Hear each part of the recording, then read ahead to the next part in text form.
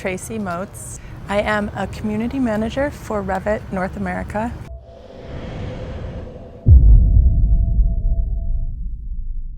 You didn't just plop out of the sky as this REVIT ambassador representing the fairer gender, riding that amazing REVIT build that I saw for the first time at the last Overland Expo, Overland West. How did you end up here? I started riding 10 years ago, and I started riding simply as a logistical decision because I wanted to take a cross-country trip and I couldn't think of a better way to do it. I didn't want to buy a car if you're on Amtrak or the Greyhound. Right. I wasn't going to ride a bicycle. You can't smell the pine needles on Amtrak. You can't smell the fresh pine. I got my motorcycle license in New York City. About a week later, I flew to Ohio and bought my first bike. And about a week after that, I left on what was meant to be just a trip to California and back. What was this bike? It's a Honda Shadow 750. God bless you. It was the only kind of motorcycle I knew existed. You meet the greatest people on a Honda. You meet the greatest people on a Honda, and it's true. You know, this was in my baby days of motorcycling. I didn't even know there was such a thing as an adventure bike. And the ironic twist is that instead of just going across country and back, I turned into Mexico and ended up going through Mexico, through Central America, through South America, but all on this Honda Shadow. It became an adventure bike. It became an adventure bike. It was an oddity, I think. I didn't know that. I think people were surprised. So you're where? How far deep into Latin America were you when you started looking around going, my bike looks a little different than these other bikes down here? Well, I distinctly remember this moment in Mexico where I met this group of BMW riders at a gas station, and I saw that they had GPS, and I thought, oh, GPS for a motorcycle? That's an interesting idea. Good. But you know, I had paper maps and I had the good advice of locals, and I was fairly young, but I had pretty good sense. The trip initially had been planned as kind of a 3-month, let me think about what I want to do next. Do I want to go on to another job? I had just left a job. Do I want to go to grad school?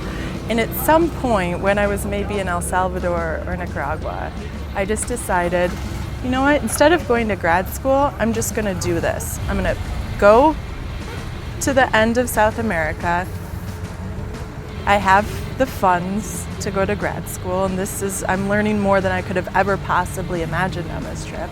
And if you need to punch out and get back to class, you can. Exactly. Got it. You know. Nice safety net.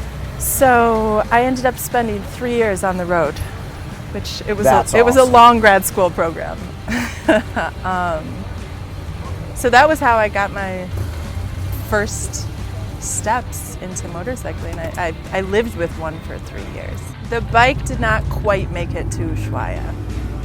And at the end of 3 years, I didn't need to get there. Right. I gave my bike away, and I took an 8-hour flight back, and that was that. Fast forward a bit. You came to the United States, you had this amazing worldly experience. Tell me the story of the next chapter. So, you know, when you do a trip like that, you kind of realize that the things that you thought were set in stone aren't. And it gives you this perspective where you can kind of write your own destiny. I became certified as an MSF instructor, which kind of got me involved in the motorcycling community, and I did a little bit of riding, and I did a little bit of like commercial riding, and so I was around the industry for a number of years. And about a year ago, I was approached by someone at REVIT with this job that kind of seemed like a combination of a lot of things that I had been working on for a long time. And so I was happy to come aboard.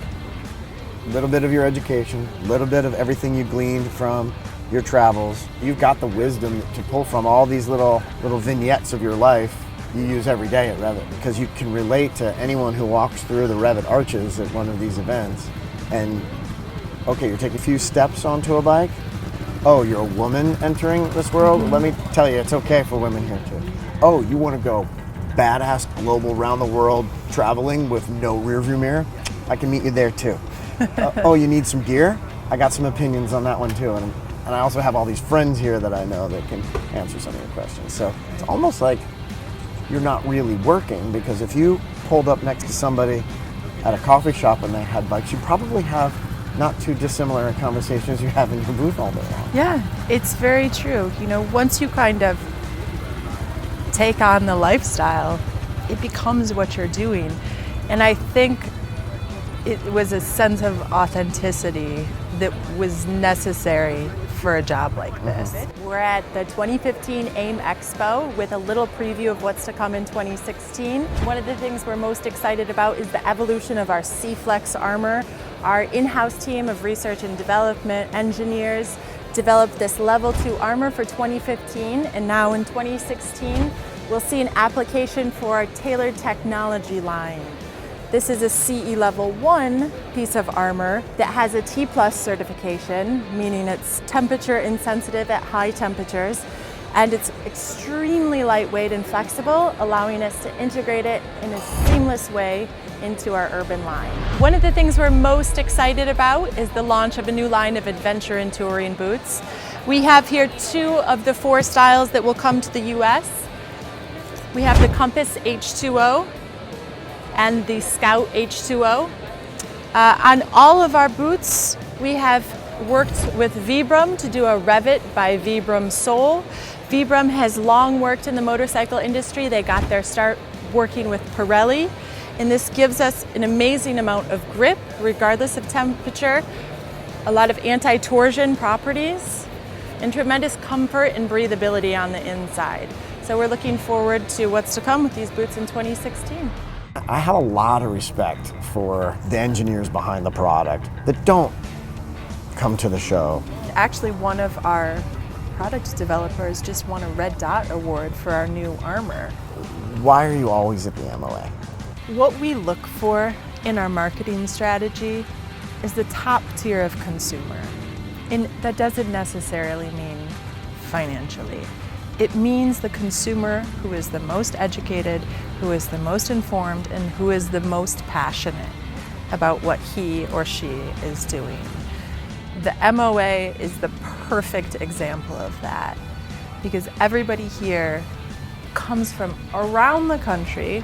They're interested, they're informed, they're very curious, which is proof of the passion. You know, when we come to these things, we want everybody to know that REVIT is here, supporting the MOA community, supporting the MOA as a group. And we're proud that we're here. We're proud that we're MOA members.